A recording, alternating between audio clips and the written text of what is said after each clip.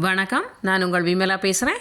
இன்றைக்கி நம்ம பார்க்க போகிறது வாட்டர் மெலனை வச்சு ஒரு ரைஸ் எப்படி செய்யலாம் அப்படிங்கிறத பார்க்கலாம்.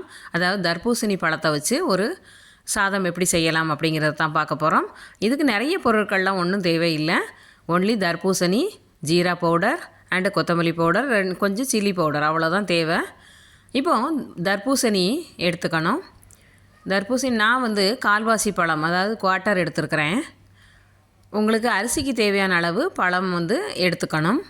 இதில் எதுவுமே தண்ணி எதுவுமே ஆட் பண்ணலை. ஒன்லி தர்பூசணியோடைய தண்ணி மட்டும்தான் ஆட் பண்ணணும். இப்போ இந்த பழத்தில் அந்த ஃப்ரூட்டை மட்டும் எடுத்து தனியாக எடுத்து வச்சுக்கணும். இந்த தோலில் இருக்க காயை வேஸ்ட் பண்ண வேண்டாம். இதுக்கு ஒரு டிஷ்ஷு நான் சொல்லித்தரேன், அதை நீங்கள் அதுக்கு யூஸ் பண்ணிக்கலாம். அடுத்த வீடியோவில் நான் இதை போஸ்ட் பண்ணுறேன். தர்பூசு அந்த காயை வச்சு எப்படி ஒரு கூட்டு செய்யலாம் அப்படிங்கிறத இப்போ சாதத்தை பார்த்துக்கலாம். இப்போ பழத்தை மட்டும் அதில் கட் பண்ணி எடுத்துக்கலாம்.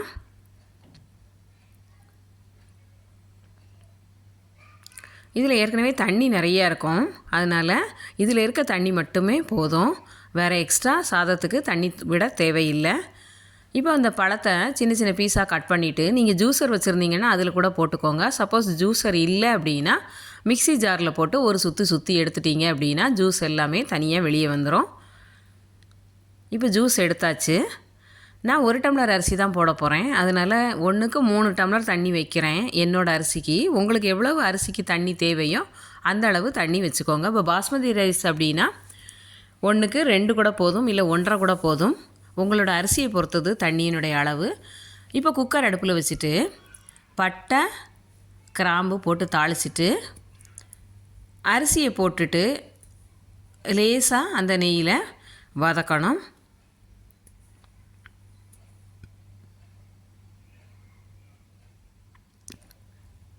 வதக்கினதுக்கப்புறம் அதிலே நம்ம எடுத்து வச்சுருக்கக்கூடிய ஜூஸை விட்டுற வேண்டியதான். வேறு எதுவுமே இதில் ஆட் பண்ணலை பாருங்கள். ஒன்லி எண்ணெயும் நெய்யும் போட்டு தாளிச்சிட்டு பட்டை சோம்பு போட்டு தாளிச்சிருக்கோம், அரிசியை போட்டிருக்கோம், இந்த தண்ணியை விட்டுருக்கோம். கொஞ்சோண்டு ஜீரா பவுடர்,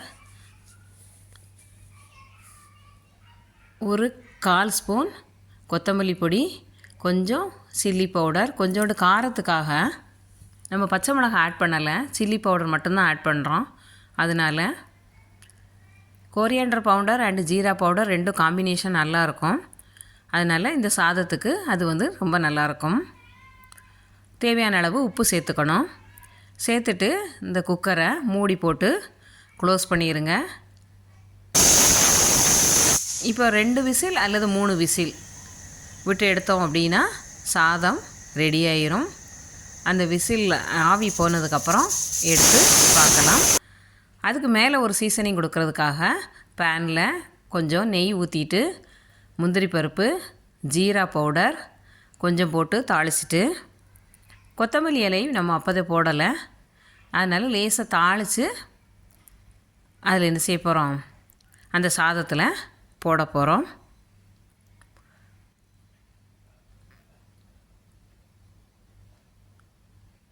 இப்போ அந்த குக்கரில் திறந்து இந்த தாளசம் வச்சுருக்கோம் இல்லையா, முந்திரி பருப்பு, கொத்தமல்லி இலை, அதை என்ன செய்யணும், போட்டுட்டு சாதத்தை நல்லா கிளறி விடணும். அவ்வளோதான். சாதம் பாருங்கள் நல்லா ரெடி ஆகிட்டு. கலர் பாருங்கள், இது தர்பூசணியுடைய கலர், நம்ம வேறு எந்த கலருமே ஆட் பண்ணலை. இப்போ போட்டாச்சு, நல்லா அதை கிண்டி விடணும்.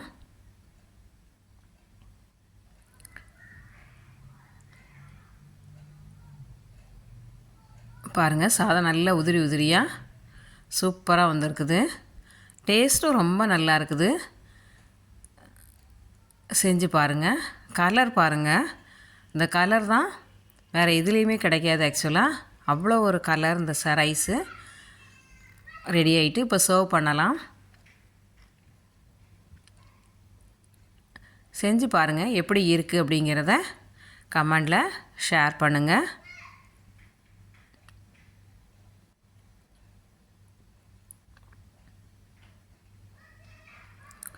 தேங்க்ஸ் ஃபார் வாட்சிங். நன்றி.